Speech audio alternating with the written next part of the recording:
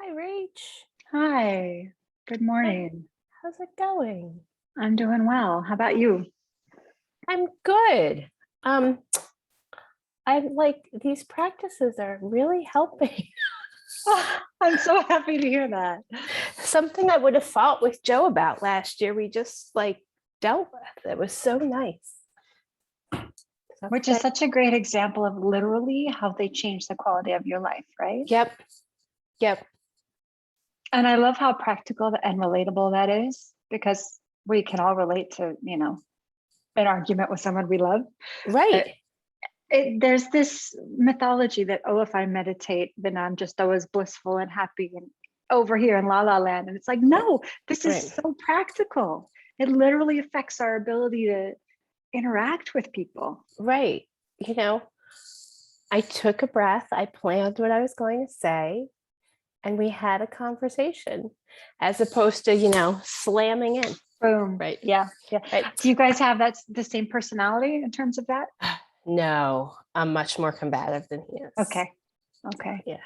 Yeah. So you chose how to react or chose how to respond. Yes, exactly. That was really great. So thank you. How was the show? It was so precious. I mean, like we talked about a few sessions ago, right? About how you cry all the time. Yes, These all the time. second and third graders started crying, and then I started weeping immediately. And, Oh, they started with the song from The Greatest Showman, A uh-huh. Million Dreams. Oh, And I die anyway yeah, with that song because yeah, it's so good. And, right. Hugh Jackman too, his voice is just so the kids started singing it and I was mush. So it was great, really sweet. Yes. And it's been fun to see because Duke is in the second and third grade choir. And it started as one or two of his little football buddies joined, and then His they football buddies joined oh the yeah. choir. And then it snowballed. So Pablo joined, then Duke joined, then Luke joined, then Port joined. Now Sam is joining because this is a cool thing to do. So Yay. my little music teacher's kid's heart was so happy that like now the cool thing for these 7-year-old boys is to do choir. Right. Like, yes. That's That's awesome. amazing. Yeah. Wow. Oh yeah. And I'll just share the video with you guys. They did this whole little rainbow connection Oh, theme. And so they sang the Rainbow Connection, they sang A Million Miles, they sang Imagine, My Favorite Things, lots of beloved songs, right? right. And they did If I Were a Rich Man, and the kids, 2/3 of them were on xylophones. Do do do do do do. All right. Do, do, do, do, do, do, do, and with no music in front of them. And then the other third, a good 25 kids or so, were on ukuleles in the back. Whoa. Wow. This is It was, quite a music program, Rach. yeah, it's Yeah. this incredible international school. And the amazing thing was that they said they haven't had anything like this in 2 years. The last time they Right. did it was November 2019. Right. So for these kids, it's such a big step in terms of, I mean, talk about center and ground and expand. To stand up there in front of hundreds of parents with the lights shining down on them at age 7 and to trust themselves and hold the space, it was a really big learning for all of them. Yeah. So it was sweet. Thank you for asking. Oh, I can't wait to see the video. I'm I'll gonna send it. cry. Oh, completely. Okay, so we have Sarah coming. Sarah's on and her we way. need Sean. Yeah. Right. We'll wait a minute or two. And Mike is off into the wide Right. blue yonder. Right.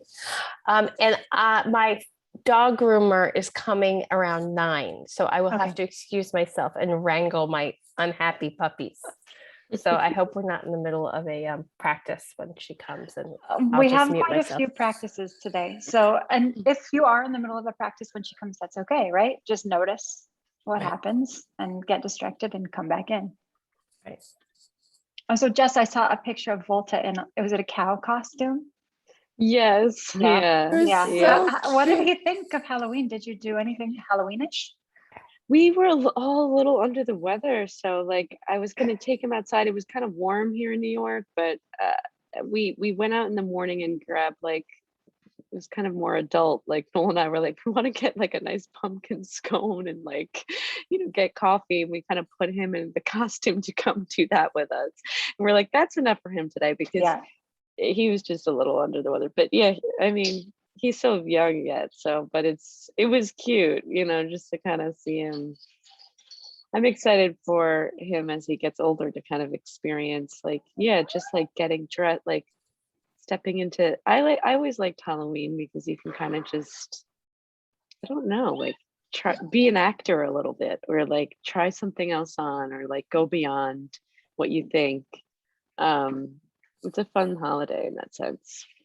And for the kids too, to see their parents being silly and their parents putting on costumes. I noticed that so much this year and seeing all the pictures that people shared, like the spirit of play that comes from the grown-ups. I Yeah. feel like that's a really good teacher for children to see too. Yeah. And totally. and I feel like, well, Joe and I don't usually get dressed, but like I feel like a lot of adults were inspired to get dressed this year more so than in the past. Mhm. Just because, well, actually, Joe and I got dressed because our kids weren't getting dressed. We're like, well, screw you. We want to have We're fun gonna on do this it. holiday. So You looked amazing. Oh my Thanks. goodness. it was really fun. You have to find a reason to wear that dress again. I mean, it's so good. You should just, like, every wedding you're invited to from now on, Right. wear the full garb. So I have to Mhm. tell you, it was really uncomfortable. Like, I Um, mean, I was wearing a crinoline and like the gloves and like all the makeup. I watched a tutorial on how to like do your makeup, and I like never wear stuff. So I was like, had like 3 layers. I'm like, oh, this is horrible. Yeah. And then imagine doing it every day. Right. And talk about like feeling at ease in your body or not at ease in your body. Right. Just even being able to sit down comfortably and relax, Right. it's not easy. Yeah. Mm-mm. I mean, there was a lot to that, keeping women in their place. Yeah. Right. Oh yeah.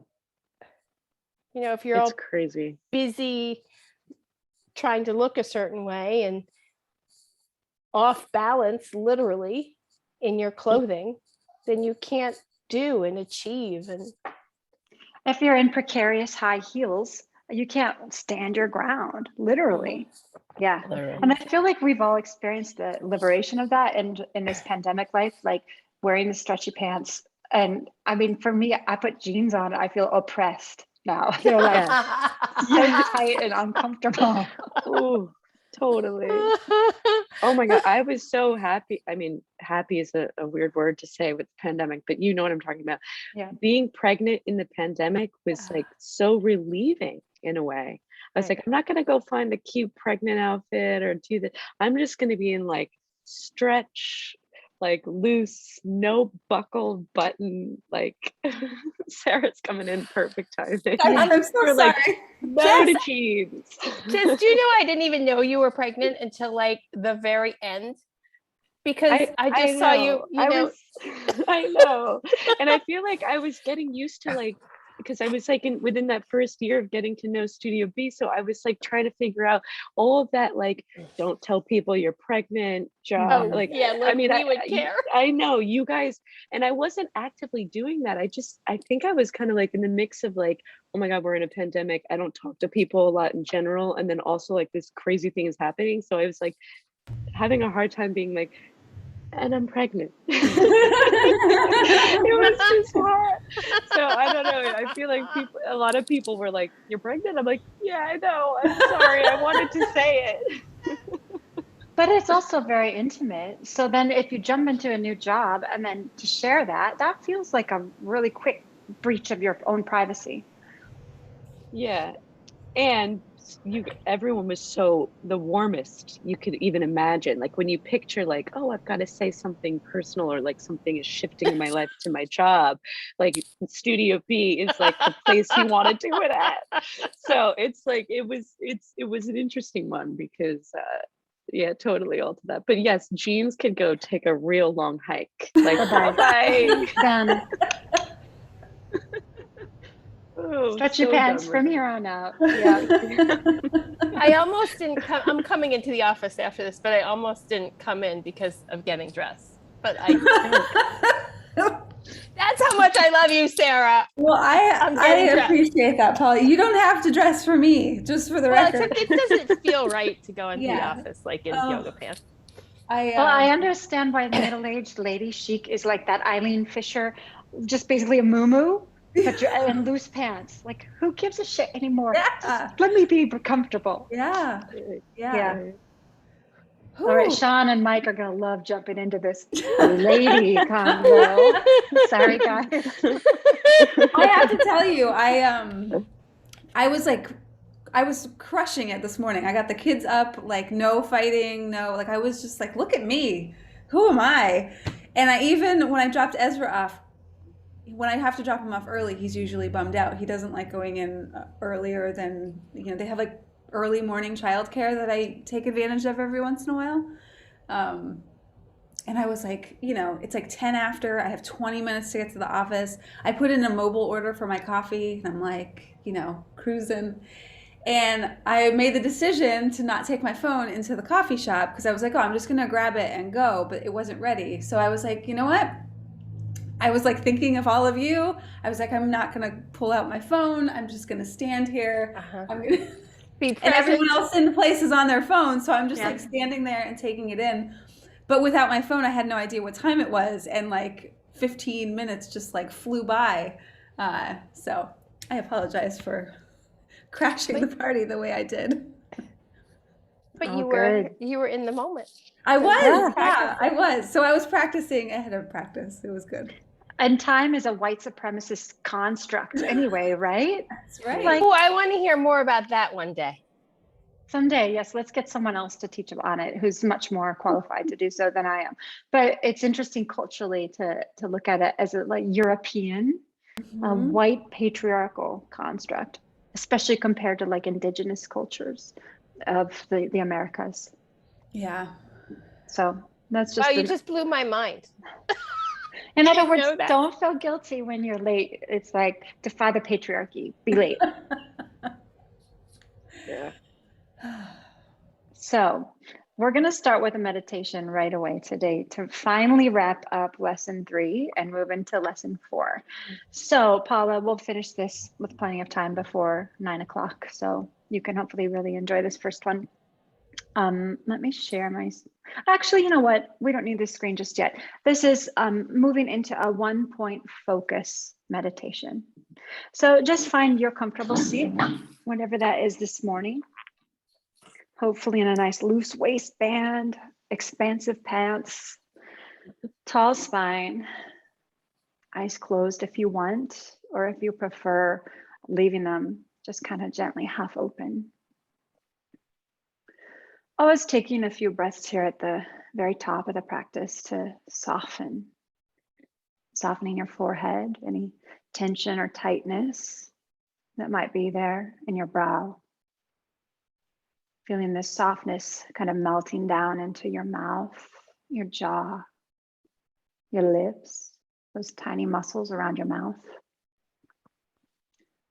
And then imagining that warmth and that softness kind of melting down into your shoulders so that anything that's heavy right now might just slide off. Finding a nice light behind your heart, a gentle lift in your chest, nothing fancy. And then sliding down into your soft, relaxed Buddha belly. Hands resting gently on your thighs, or maybe palms up in your lap, whatever feels good today. I'm feeling this softness as it moves and melts all the way down and out through your fingertips and down through the soles of your feet. Maybe they're touching ground. Again, here, whatever feels best in your body right now, and this very particular Thursday morning body.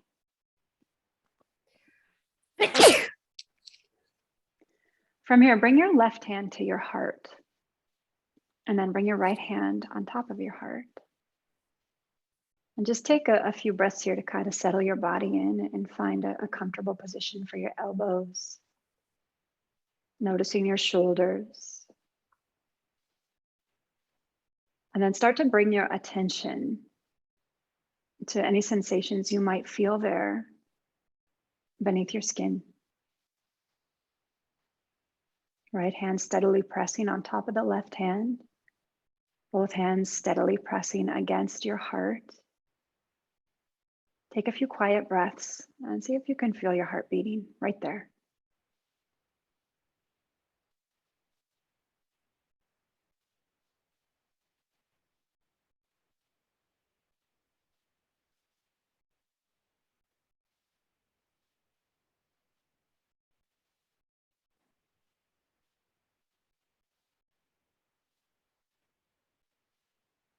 Maybe noticing with curiosity your chest rising and falling as your breath falls into its relaxed, natural rhythm. And again, here, kind of investigating with that detective mind. How is your heart today? Is it racing because you just rushed to the office from the coffee shop? Is it slow and steady because you're feeling grounded and calm and quiet? Is it beating quickly because you've had 3 shots of espresso? Just notice. As always, remembering that however your heart may be this morning, it's absolutely fine. It just is. Noticing with a tender curiosity.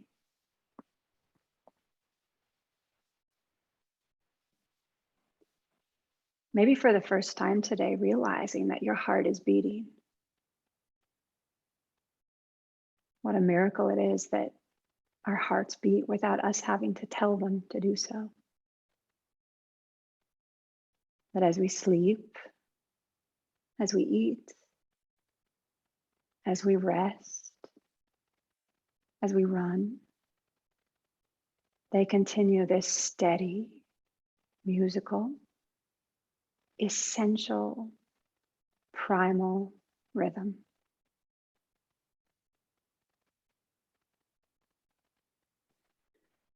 Continue to connect with the sensation of your heart beating that you might feel under your hands. And if it's hard to feel, that's okay too. Just notice.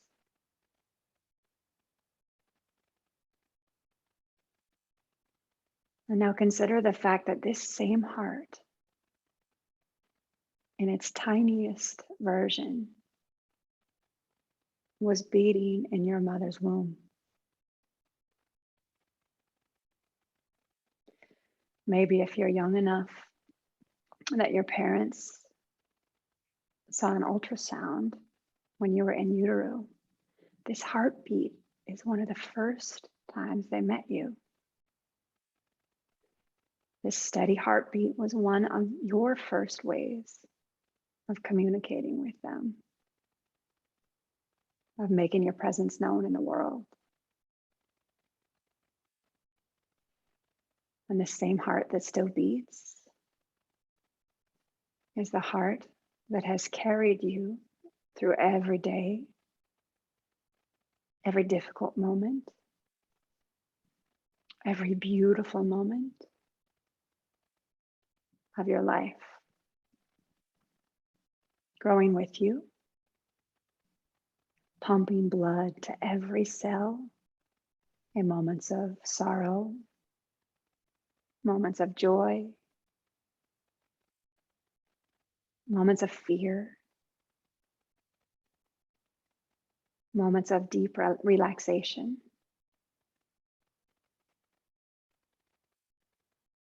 Taking a moment or two here to offer your heart gratitude,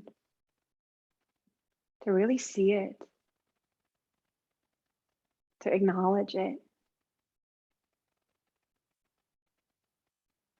offering it thanks for showing up in every breath that these bodies of ours have taken. Before they even took a breath, this heart was beating.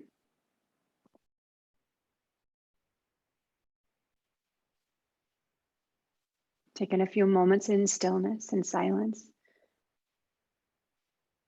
You might want to enjoy a few nice deep breaths, feeling that Buddha belly expanding.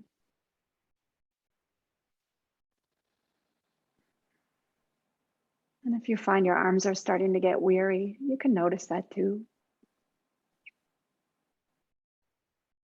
It's always okay to release your hands and rest them on your thighs if you need to.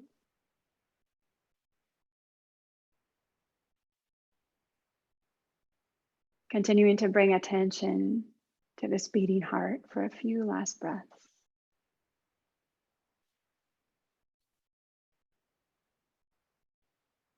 Sending it compassion.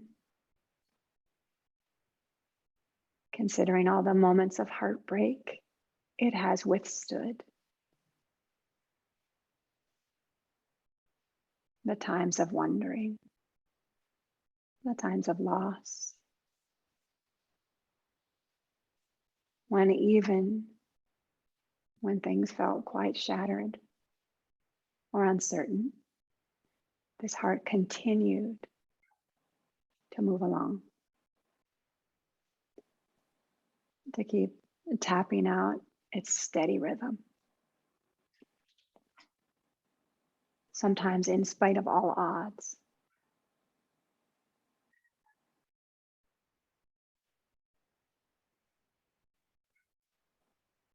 This heartbeat, the primal percussion of our lives.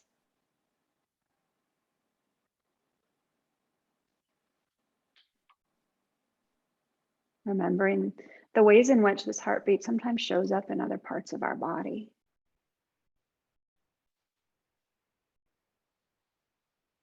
Acknowledging the miracle that it is.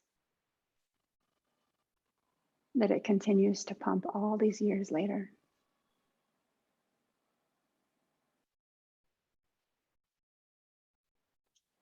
And acknowledging with some melancholy perhaps that this heart one day will stop.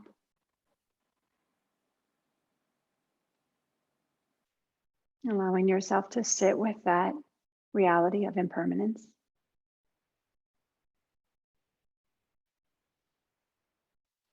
And perhaps letting that reminder deepen our sense of gratitude and preciousness for this living, breathing organ that is responsible for everything else that happens as we move through the world, as we move through our lives.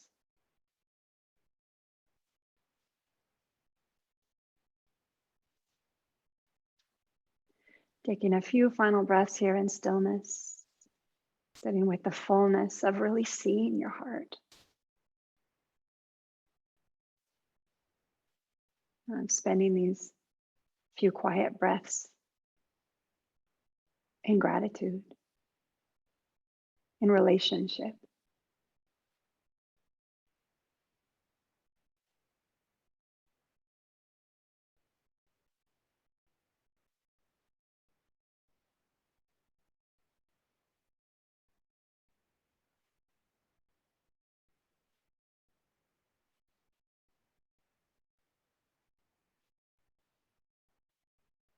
And then as you're ready, feel free to release your hands, letting your hands rest on your thighs again, if you'd like. You might notice any warmth or movement in your arms. Again, just noticing that with curiosity, letting things be exactly as they are.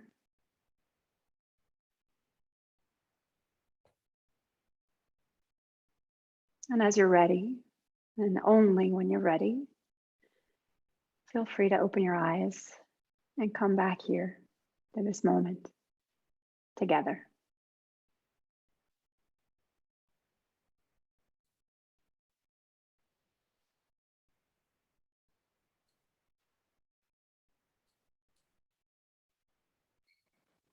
Mm. Mm.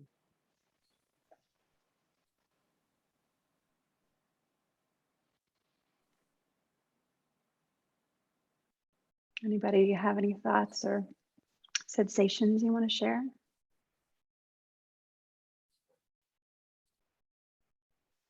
It was really beautiful. Thank you. I couldn't help but think that how useful that would be for people in the hospital, both patients and doctors, nurses, employees,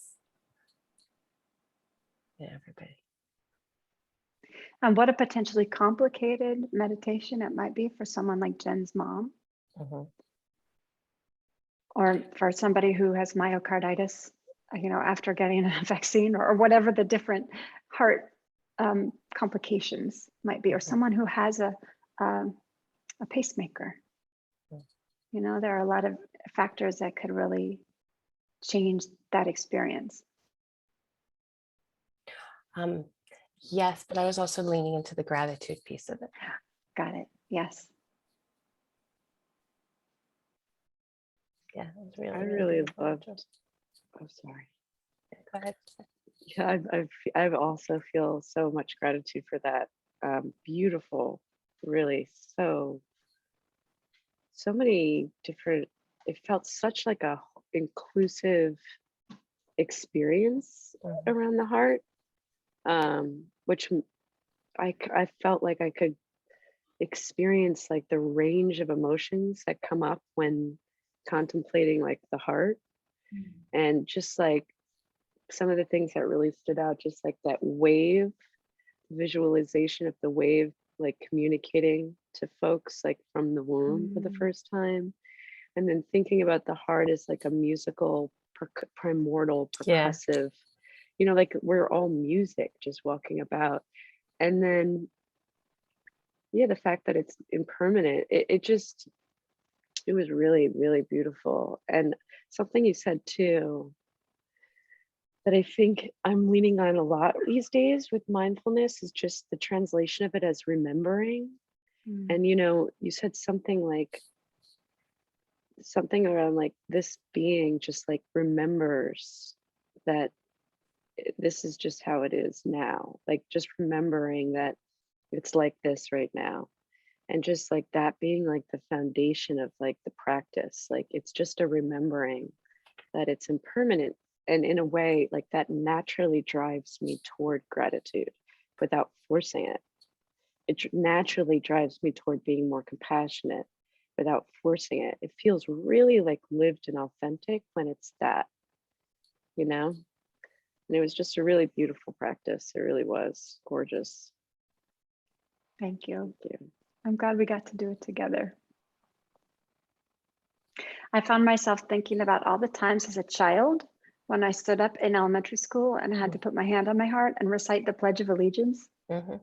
and how weird and fucked up that is. And also, like, it's so weird and fucked up. One of the reasons I'm glad my kid goes to school in Switzerland, but how amazing it is that was a daily embodied ritual of your hand over your heart. I could see that being really powerful if it's not, proclaiming devotion to a nation state, but it's a different kind of practice. But we stand up and put our hand on our heart. Right. So what are we going? We need to write a new pledge.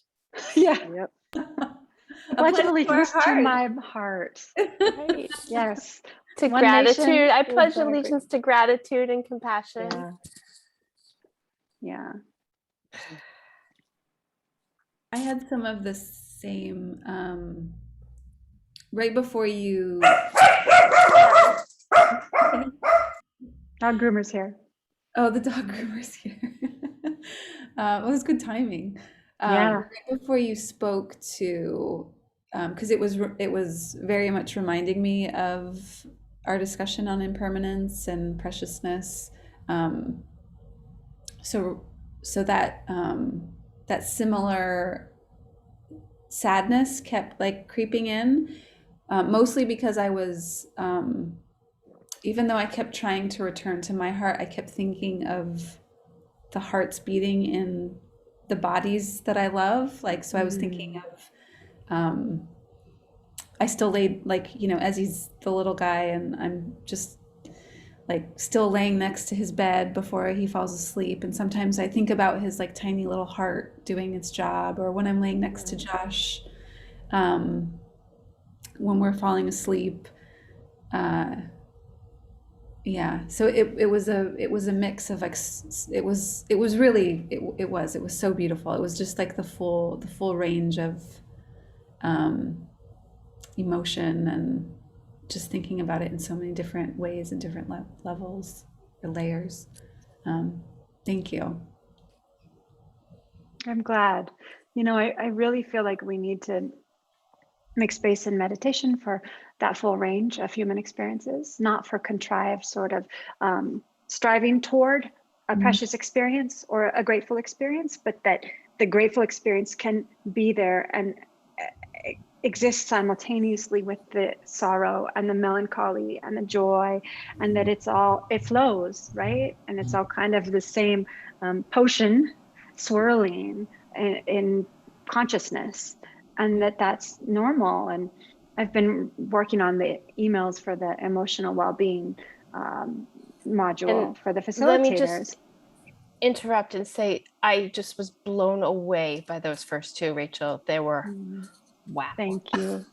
They were longer than I wanted them to be, but I feel like everything there is really important because we're talking about how feelings aren't bad or good. They just are, and they're messengers. And feelings are a normal part of being human, even the ugly ones, right? And so it's drawing on a lot of Kristen Neff's work and Susan David with emotional agility. And I love what she does in saying, really teaching that there are no good or bad feelings, that we can welcome all of these. And it's so easy for this mindfulness and yoga world to veer off toward must be happy, must be perky, must be positive. And I love that she really emphasizes welcoming the whole self. I feel like Michael Stone did a good job of that as a meditation teacher, but of course he came with a Buddhist and a psychological background too. So We need to hire a miserable yoga teacher. Well, because there's not know that some. there's not that right? I mean, like talk about diversity, right? By Yeah. someone who's right, you're also like glowing. And it shows up on the screen. It really does. You need someone that's so glowy. It's all filters, Paula, all of it. Okay, so the pup got safely to the groomer. Good. Yeah, we're good. Thank you. I'm going to share my screen now, and hopefully everything works here. Let's see. Okay. And so we just did the 1-point focus guided meditation. And of course, this can be any point on the body. Today, I just chose to do it with the heart, but you could choose. In fact, I think I talk about it here. Yeah. Sometimes we can anchor into just one body part like we did together. And that was much more of a guided meditation, of course, but you could easily do that on your own in a silent meditation, anchoring into that body part. Soles of the feet might be another example, or the crown of the head. So kind of closing, finally, lesson 3, circling back to preciousness, which I think we touched upon in that meditation without using the word so much, in relation to the body. Something that we can consider in regard to all of that is aging, which I think was also a part of our heart meditation. And I was looking up some resources to share with Mike because he had some great questions about sort of Buddhist perspectives on emotions and aging, and found some work by Lewis Richmond and Norman Fisher, both of whom are really wonderful to write down. Lewis is Lewis Richmond, and he's written a lot on aging and offers a course on tricycle on aging and impermanence. And then Norman Fisher is a Zen teacher who's so wise and so real. And his last name is Fischer. So both of them would be good to look into. Is he the one that's from Wilkes-Barre? Yes, Yeah. exactly. Yes. Mm-hmm. And that is that kind of full circle moment we discovered with him. So consider befriending your body, relating to it with loving kindness. And one way to do this is think about how you speak about your body. And rather than referring to your body as it, What if you call it a he or a she or a they, or insert own pronoun here, so that your body is not an it, but it is a person. And there's a wonderful embodiment coach named Jamie Lee Finch, and she was raised Christian and now is a deconstructed Christian who works with people who have left Christianity and are trying to heal some of the body trauma that came with it. And she wrote a book called Your Body as a Person. And so, this concept in general is think about your body as a person, not as a machine or an object, but as a being that you would greet like you would a friend, with loving kindness. And so some things to think about during the day. What is my relationship with this incredible, mysterious, sometimes frustrating or confusing and wonderful body? How might I see it differently, and how might I treat it more kindly? And in terms of those prompts, I don't love the middle one, because I don't think we have to manipulate how we see our bodies. I think the first step is to just accept how we see our bodies, in that Buddhist spirit of saying, okay, this is how things are right now. And then move from there. Maybe if you want to emphasize gentleness or kindness, but without feeling that we need to control or shove out any difficult moments or aspects, excuse me, of our relationship with our bodies.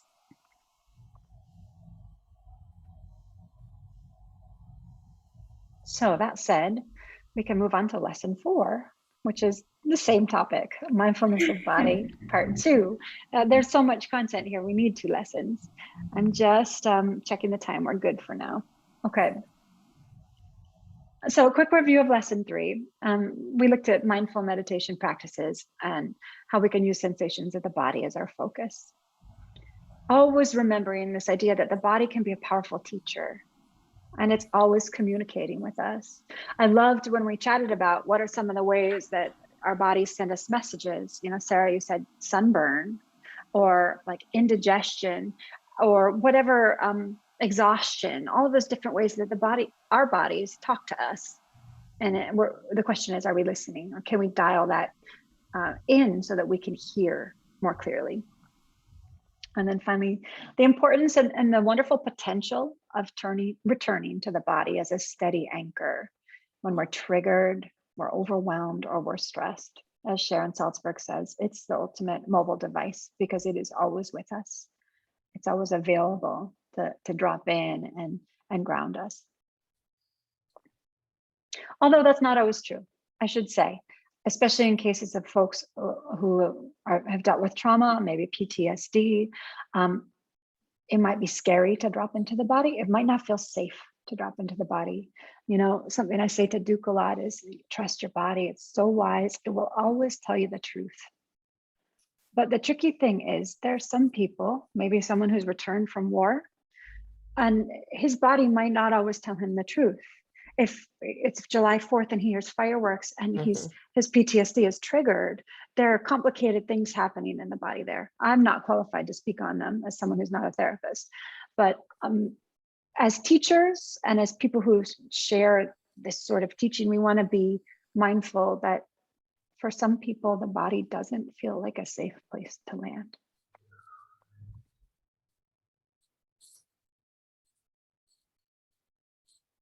Okay.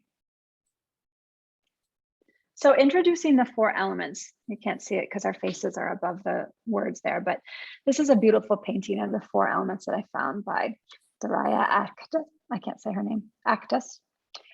We're looking at why nature matters. Okay, so this is a natural flow when talking about our bodies to nature, because our bodies are of nature. Nature is always accessible, and thus we can call upon it to anchor. Excuse me. And there is this constant connection between nature and the body. I was just listening to a podcast, Dirty Rotten Church Kids, that I love. It's also about deconstruction. And one of the hosts said, we all have access to the night sky, which is true. I mean, not everyone has access to a park or something like that, but we all have access to the sky. And so what he'll do is go outside when he's feeling overwhelmed or triggered and breathe in and look at the stars and sort of locate himself in the vast expanse of all that is, and get some perspective on how much that big life drama of whatever kind it might be really matters. So that's a great example of how nature is always accessible, and we can turn to it as an anchor. So the 4 elements and what they teach us. These are an integral part of many cultures and traditions. And I know part of the reason that this is part of the signature series is that it's very dear to Sarah and Ty. So any of our facilitators who have studied with Sarah and Ty have spent a lot of time with this. The Greek philosopher Aristotle was the first to theorize about the 4 elements in 450 BCE. So these are found not only in the external material world around us, but also believed to be a part of the human body. So as within, so without. A person's unique abilities, moods, emotions, and personalities are said to be governed and regulated by the 4 elements present within them. Again, this is one perspective. And the key to a wholesome or fulfilling or flourishing existence is to instigate balance in the universe and within ourselves. And so this has some parallels to Chinese medicine and Taoism, this idea that we can cultivate balance by integrating those elements of ourselves and our bodies. So first element is fire. There's a lot of information about fire here. It's a symbol of love and desire and anger, power, assertiveness, and energy. So this is considered to be the first element to be created. And as you might guess, it's predominantly associated with the sun, and it's a warm and dry element. It gives off light, which protects all living creatures from the shadows of night. It's transformative. So when it's merged with the other elements, it can change and grow. So a great example here is when fire encounters air, it grows bigger and it burns brighter. So it's associated with the season of summer, hot afternoons, in the cardinal direction south, and is typically depicted through the colors orange and red and yellow. Probably none of this is a surprise, but I think it's nice to see it collated in one place. So again, in a sort of traditional stereotypical way, it's often portrayed as powerful or masculine. Again, I'd question any of those sort of gender binaries, but we'll roll with it for now here. And it's symbolized by a triangle or a pyramid pointing upwards toward the skies. And the idea is this fire governs the spirit, so it resides within the solar plexus chakra. And it's certainly a warm element, but it could also be really destructive, right? And so water is seen as a symbol of rebirth, of healing, fertility, change, dreaming, clarity, and intuition, very fluid. It's the most soothing and calming of the 4 elements. So it can be found in oceans and lakes and seas and rivers, in our bodies, 70% of which are water. And we could not be here on Earth without water. And every living creature depends upon it. And so this flowing and transformative nature makes it a cleanser and a purifier. And you have lots of rituals. I'm thinking of baptism in the Christian church that use water to symbolize this purification or this cleansing. It's associated with the season of autumn. So right now, sunset and the cardinal direction west. And the colors used to depict water are blue and gray and silver and black. This is often perceived as a feminine element. And it governs the soul and resides within the sacral chakra. So again, that creative energy. While water is undoubtedly soothing, again, too much of it might be melancholic or depressing. And so the third element is air. Some people call it ether. It's a symbol of knowledge, perception, communication, creativity, and strategy. This element of life itself really is required by all plants and animals to live and thrive. And it provides us with energy, found all around us, most visibly through breezes or winds. It's associated with the season of spring, of sunrise, and depicted through yellow, blue, white, and gray. So again here, this is theoretically a masculine element. Again, taking some of these things with a grain of salt, and I've pulled from a number of sources to give you an idea of what many common perceptions are about these elements. I'm not sure I agree with all of them, but I think it's interesting to see the ways in which they show up. And this governs the mind and resides within the heart and throat chakra. So it's essential, but too much of it, like water and fire, can be disastrous. And then finally, we have earth. So earth is a symbol of stability and nourishment, security, fertility, health, and home. It is definitely the most materially grounded element. And its cool and dry nature provides a comfortable living space for all plants and animals. Found in nature, of course, fields and hills, mountains and plains. It's home. We couldn't survive without it. So a rich and fertile element like earth provides energy and sustenance. This is associated with the season of winter, midnight, depicted as green, brown, and yellow. So probably all these colors are pretty familiar to most of us. Seen as feminine, the great mother that nourishes and protects. And in general, nature has been perceived as feminine, especially since the Industrial Revolution. And there are all kinds of tricky power dynamics associated with that because of the fact that nature was seen as a resource to be exploited, as the source of commodities that could then be objectified and sold. So there are some interesting parallels about the earth as feminine, Mother Earth, and woman as feminine, and the ways in which those two bodies might be put to use in the service of profit and industry. And there are whole amazing books written about that if you're interested in learning more.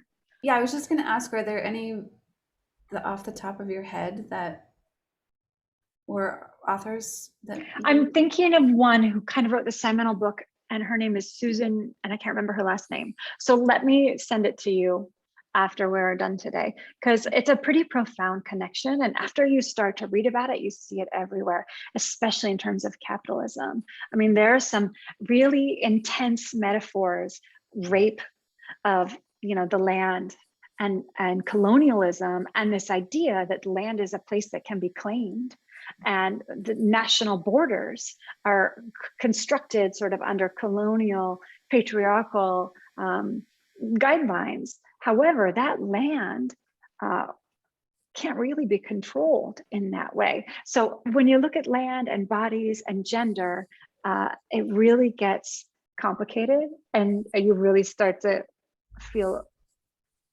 overwhelmed with the amount of patriarchy that's kind of interwoven into areas of our life that we think would be free of that. You're reminding me of a college paper I wrote about the Giving Tree, which you have to go back and read the book now, about how it's really about rape and about, oh God, yeah, like taking over the earth, and how female and the earth just gives and gives and gives, and man takes and takes and takes. Yes, exactly. I wish I could pull that paper up somewhere. Well, you were ahead of your read it. time, because I feel like That's a long time ago. even 10 years ago, people were giving the Giving Tree to new parents right and left. And only now there is this backlash that says, time out, hello boundaries, hello codependency. And it's not seen as the book to give your kids anymore. So Paula, you were like 30 years ahead of time. Wow, yay me. Yeah. I want to read this paper, Paula. It's gone. It's gone. Oh. It's from my freshman English class. Good job. And you were 18 when you Yeah. wrote that. Yeah, I was 18. Yeah. Wow. That's exactly it. It's that exploitation and the objectification and the rape. Yep. Yeah. Okay, let me make a note to give that author to you, Sarah. And by the way, I wonder how all this lands in the corporate class. This seems a little funky. It's to me a little too. woo-woo. Yeah.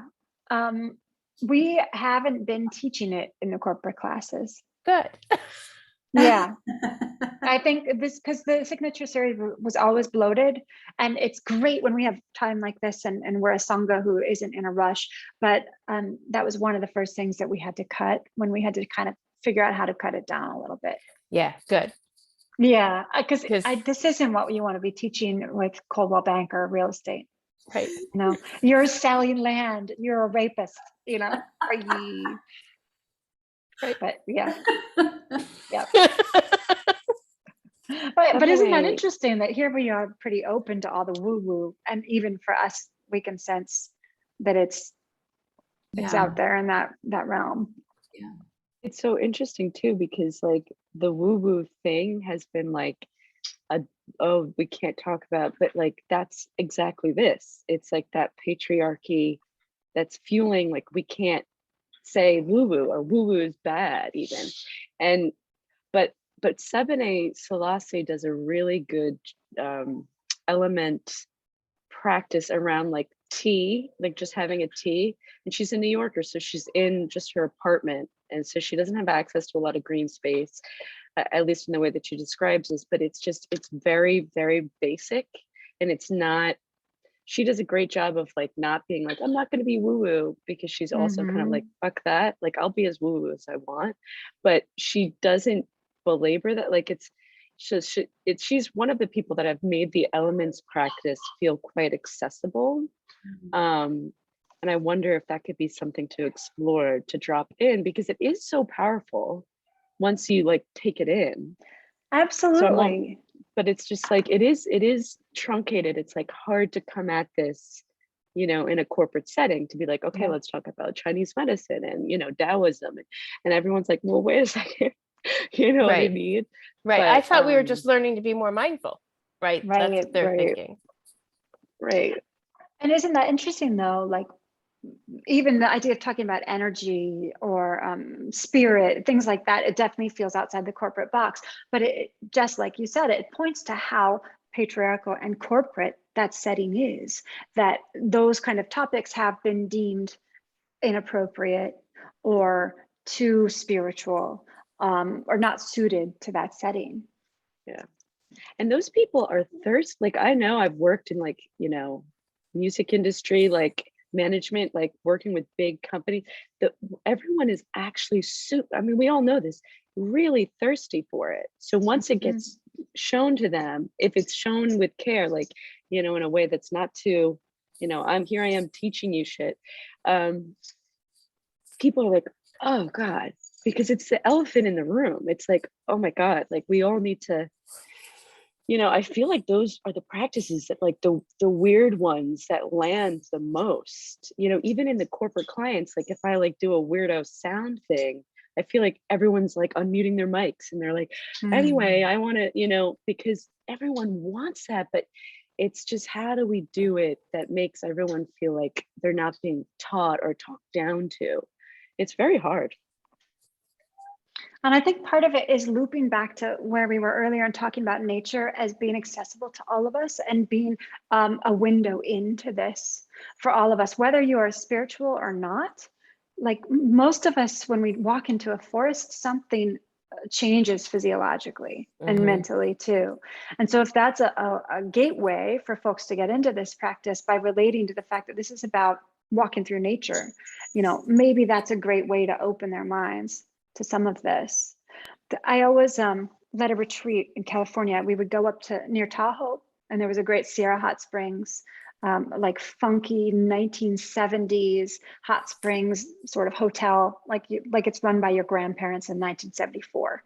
And we would do an April Earth Day retreat. And it was you get there Friday afternoon and you stay till Sunday afternoon. And Friday at 4 o'clock, we would do an earth practice. So it was grounding, to help people ground into their bodies after driving up. And then Saturday morning would be fire. It would be really Ashtanga, lots of fire building, like athletic practice. And then Saturday afternoon would be water. So mostly on the ground, flowing, really just lovely and calming. And then Sunday morning would be air or ether or spirit. And that would be like back bends and heart openers and really a chance to unfurl. And it was so powerful. I want to go. Yeah, I've been thinking about maybe trying to film it, because it would be fun to offer as a course. And I include journaling too. So at the beginning, you sit, you meditate, you chant, and then I've got journal prompts, 4 or 5 different questions just for yourself. And then you set it aside and practice, and then meditate at the end too.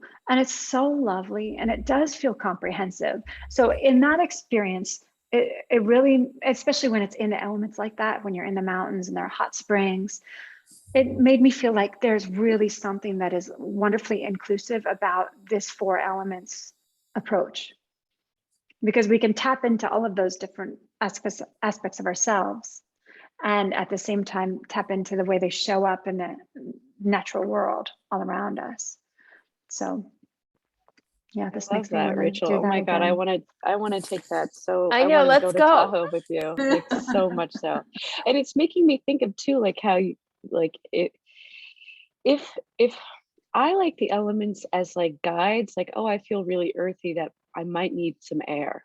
Mm. Like this thought feels pretty, like, you know, to use thoughts and feelings and emotions and like see like whatever comes to mind first, like what does this thinking mind feel like? Does it feel earthy? Does it feel airy? Not good or bad, but then, and then we know that, and then like, oh, I might need actually some of this other element. So it's more like you're like making your own potion. You're like, oh, this, if there's too much, you know, liquid here, we need some fire. But like if they're described like in very like yeah, like simple, like grounded language, not like some like mindfulness bullshit, like jargon, not like Mhm. soft in the heart. Like it's just like energy, like temperature in the body. It's not Yeah. cold. It's not, I mean, fire's not necessarily warm or cold. It's just energy.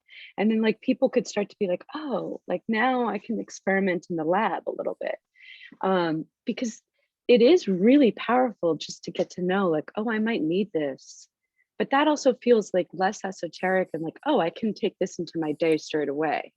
Like if you're telling me a little bit about each of these elements and then using them as like naturally listening to the body without being like, listen to the body. It's like, oh, I'm Mhm. actually using this element practice to like listen to my body a little bit. But again, I'm not forcing that. The elements are beautiful in that sense, but I mean, frankly, I need more of this element practice in my life now that I'm saying it out loud. Anyhow, Especially because a lot of us live in urban areas where maybe we're out of touch with some of those elements. We went yesterday morning to pick out the fireplace for our new place.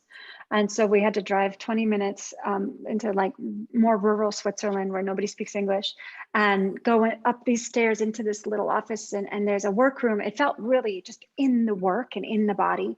And then beyond the workroom, like the craftsman studio, was the showroom where they had all these fireplaces. And you open the door and it was a cold, wet day. And right away, there's a fireplace burning in front of you and wood stacked on either side. And my body could feel like the elemental energy of walking into that room and being surrounded by the fire.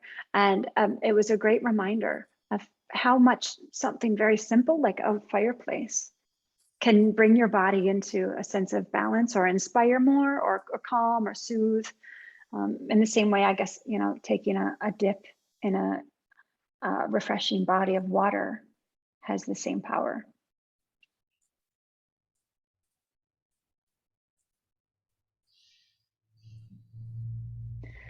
So finally, the earth governs the body and it resides within the root chakra. So it's that grounded aspect of ourselves. And it's important, but to realize its power and its capabilities, it needs to be in the presence of the other elements.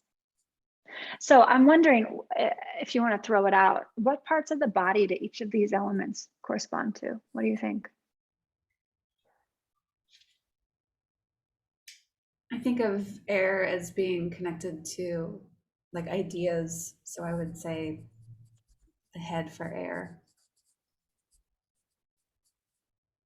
And the feet for earth and being grounded.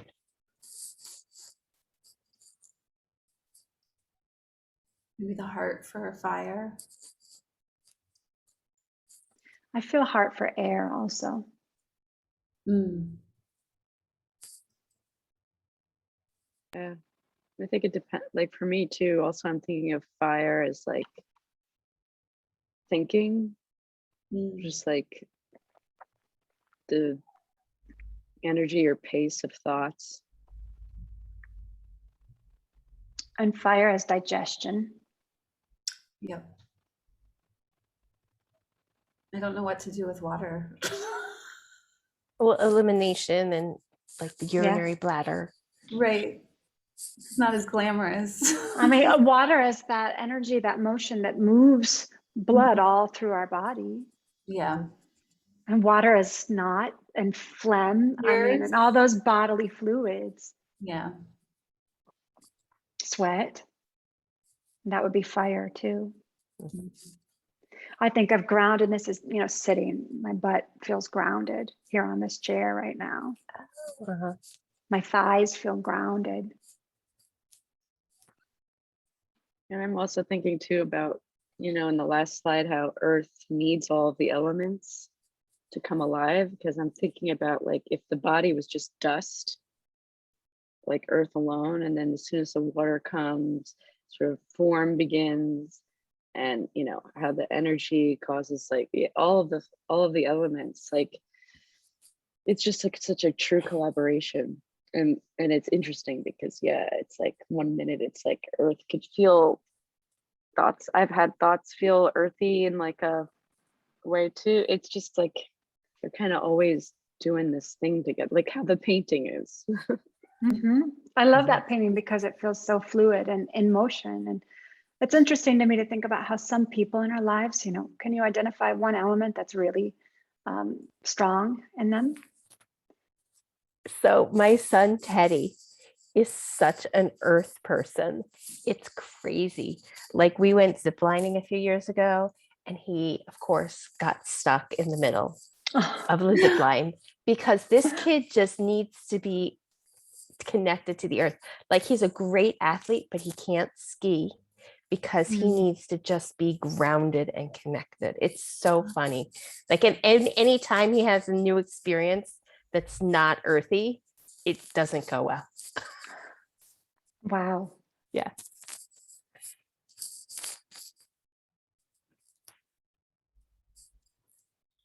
I think Ezra's fire. He's a really fiery kiddo. Lucky you, mama, fire toddler.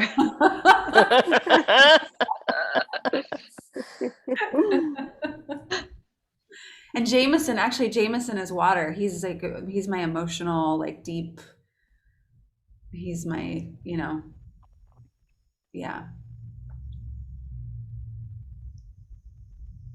Yeah, I I'm guess curious. I think we have like a well-rounded, like all the elements are represented in my house. Good job. Yeah, I think so. Or not. It's a mess sometimes. I'm curious what you all think about yourselves, though, about what elements feel you. That's a hard one. And also it changes.